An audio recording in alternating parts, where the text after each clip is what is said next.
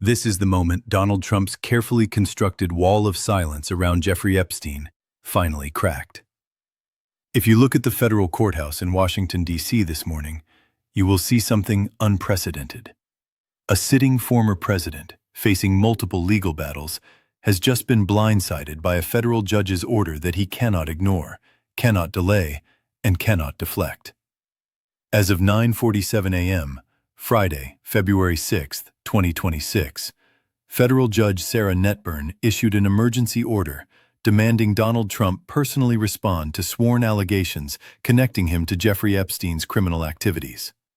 The deadline? 72 hours. Donald Trump, already facing 4 criminal indictments, 91 felony charges, and mounting civil judgments totaling over $500 million, has just been hit with a judicial demand that could expose what he's fought for years to keep buried. In this deep dive, we are going to reveal the sealed court documents that triggered this order, expose the witness testimony Trump's legal team tried to suppress, explain why this judge is refusing to accept the standard legal delays, and show you the constitutional crisis that's building as we speak. Trump isn't just facing another lawsuit. He is staring down a federal judge who has the power to hold him in contempt, issue arrest warrants, and compel testimony under penalty of perjury. Before we go further, hit that subscribe button and turn on notifications. This story is developing by the hour, and you need to be the first to know when the next bombshell drops. 3 months ago, November 2025, a sealed civil case was quietly filed in the Southern District of New York. The plaintiff was identified only as Jane Doe 174 in court documents.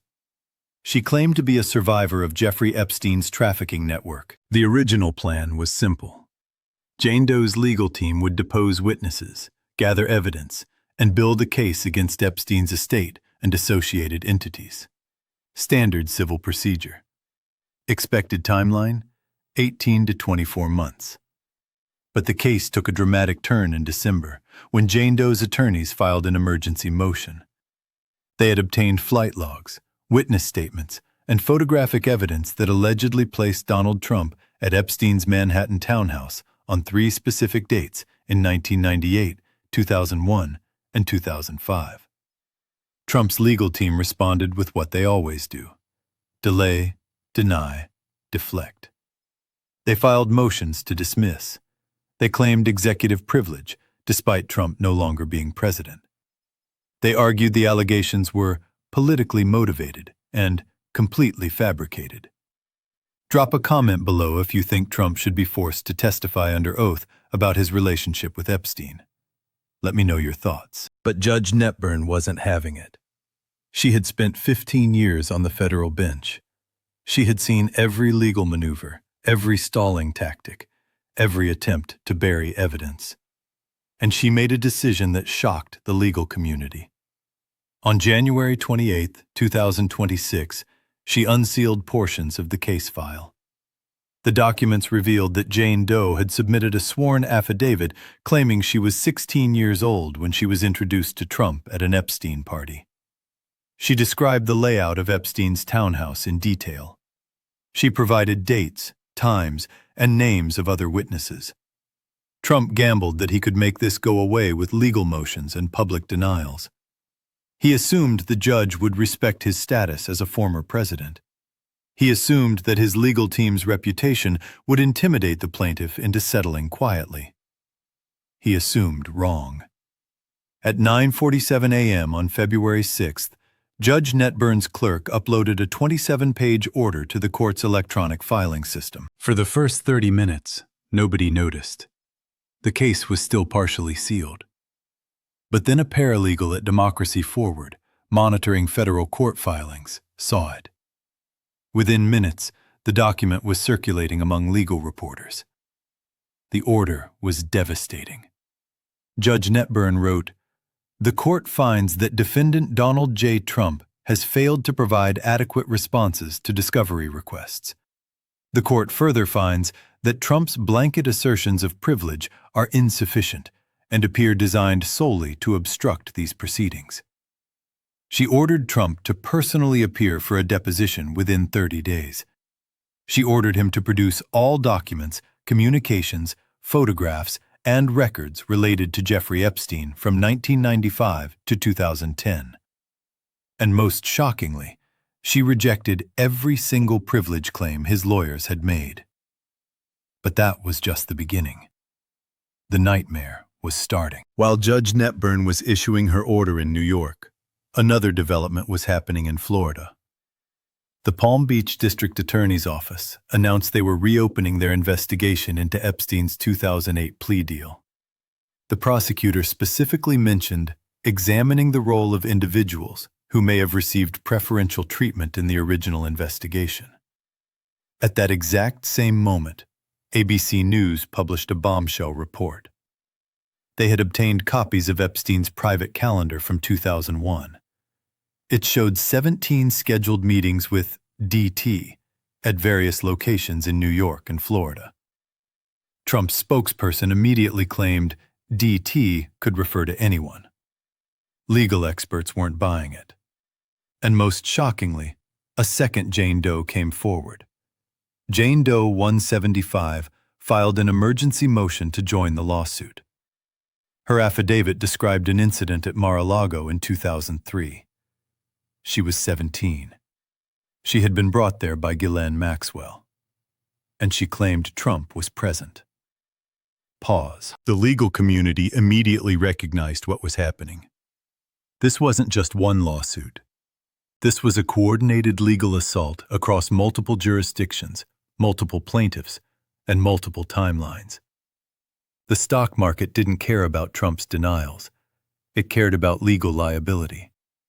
Trump Media and Technology Group, his social media company, plunged 23% in afternoon trading. Truth Social was hemorrhaging users. Major Republican donors were quietly asking their lawyers about distance strategies. Legal experts on CNN, MSNBC, and even Fox News were saying the same thing. Judge Netburn's order was airtight. There was no obvious grounds for appeal. Trump would have to comply or face contempt charges. According to leaks from sources inside Trump's legal team, an emergency meeting took place at 11 a.m. at Trump Tower. The participants: Trump himself, lead attorney Alina Habba, constitutional lawyer Will Scharf, political advisor Boris Epstein, and communications director Stephen Chung. The topic: how to respond to a federal judge's order they couldn't appeal and couldn't ignore. Sources describe a tense, heated discussion.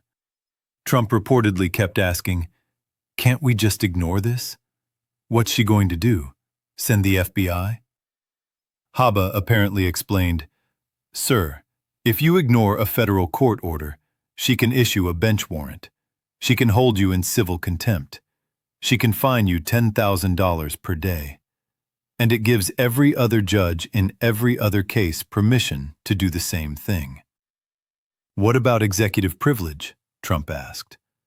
"You're not the executive anymore," Scharf reportedly responded. "That ship sailed on January 20th, 2025. It was a cold, calculated legal discussion. They looked at the Epstein connection, which had already damaged Trump's reputation among suburban women voters in 2024. They looked at the timing, coming just as Trump was planning his 2028 campaign kickoff. They looked at the sealed evidence that Jane Doe's legal team claimed to have. They realized something terrifying. They had no good options. The decision was made: file for an emergency stay with the Second Circuit Court of Appeals, knowing it would likely be denied. By 48 to 72 hours, prepare a public relations offensive, and start negotiating with Jane Doe's attorneys about a sealed settlement. As the meeting was ending, someone's phone wasn't muted. Audio supposedly leaked to Rolling Stone captured this exchange. Epstein: "What if the Second Circuit denies the stay?" Trump: "Habba: Then he sits for the deposition, or he goes to jail for contempt. Those are the options." The audio cuts. Why did Judge Netburn do this? Follow the judicial responsibility. Sarah Netburn is a federal judge, appointed by President Obama in 2014. But she didn't get her reputation by being partisan. She got it by being thorough, exacting, and absolutely unwilling to tolerate legal games. She wanted facts. She wanted testimony. She wanted documents. And when Trump's legal team gave her nothing but privilege claims and procedural motions, she made a decision. Force the issue.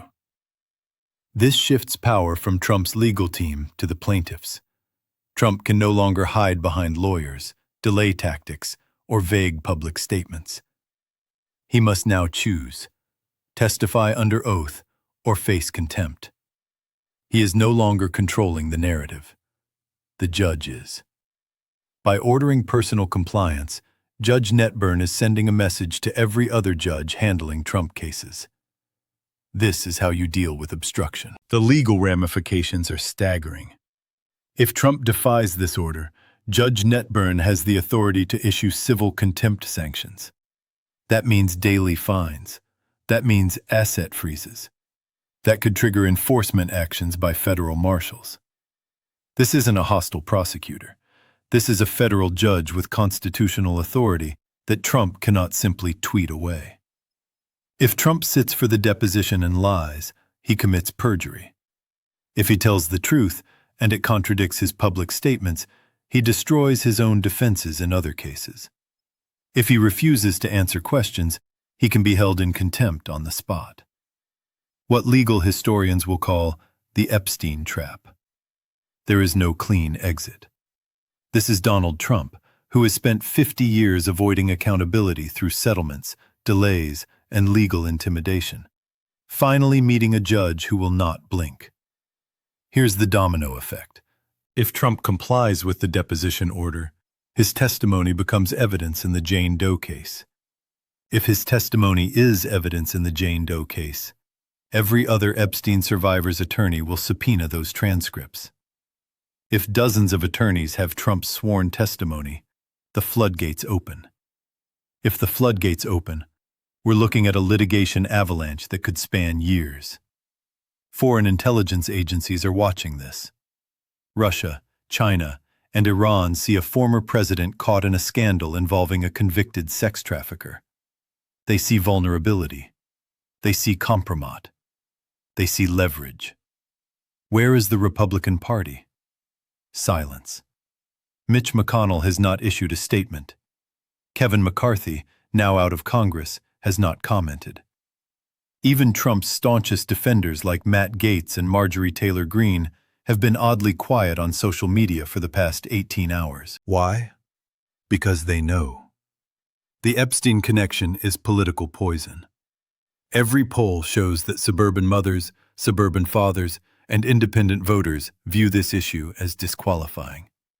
Anyone who defends Trump too loudly risks being tagged as an Epstein apologist. They are distancing. They are repositioning. They are abandoning him. This creates a split in the MAGA coalition that cannot be healed. On one side, the true believers who will follow Trump regardless of what evidence emerges. On the other side, Republican voters who supported Trump's policies but cannot stomach being associated with Epstein's world. A divided Republican Party cannot win the Senate. It cannot hold the House. It cannot take back the White House. Reports from sources close to Trump describe a man who is spiraling. He is reportedly obsessing over cable news coverage, watching clips of legal analysts explaining how the judge has him cornered. He is calling advisors at 2 a.m., 3 a.m., demanding they fix this. He keeps asking, why won't they just drop it? He is experiencing what psychologists call cognitive dissonance, the reality of legal accountability crashing into his lifelong belief that he is above consequences. Staff are reportedly limiting his access to social media to prevent unhinged Truth Social posts that could be used against him in court. The federal courthouse isn't just a building in Manhattan. It's a symbol. It represents the principle that in America, no one is above the law. Not billionaires, not celebrities, not former presidents. Donald Trump wanted to be remembered as the deal maker, the outsider, the man who broke the rules and won anyway. He's ending up as the defendant who ran out of room to run. You can manipulate media coverage, but you cannot manipulate a federal judge's order. You can spin allegations, but you cannot spin sworn testimony under penalty of perjury. The ultimate truth. Reality doesn't care about your brand. It doesn't care about your rallies. It doesn't care about your social media following. So where are we? Trump is isolated at Mar-a-Lago. His legal team has turned on him with realistic advice he doesn't want to hear. His political allies have turned silent. His media defenders are hedging their coverage. His donors are quietly asking about backup candidates for 2028. He is the paradox, the most famous man in America, and yet completely alone in this fight. As we head into the next 72 hours, expect desperate behavior. Trump will try to attack the judge publicly, knowing it could result in additional sanctions. He might try to negotiate a sealed settlement, offering Jane Doe millions to make this disappear. He could even attempt to flee jurisdiction by staying permanently in Florida, gambling that a governor would refuse to enforce a federal warrant. But the irreversible damage. The association with Epstein is now permanently cemented in the public consciousness. The legal questions will never fully go away. The depositions will eventually leak, and the truth will eventually emerge. When a federal judge orders compliance, there's no spin that makes it go away. There's no rally that changes the law. There's no tweet that dismisses a court order. Subscribe right now. We will be monitoring this case minute by minute over the next 72 hours.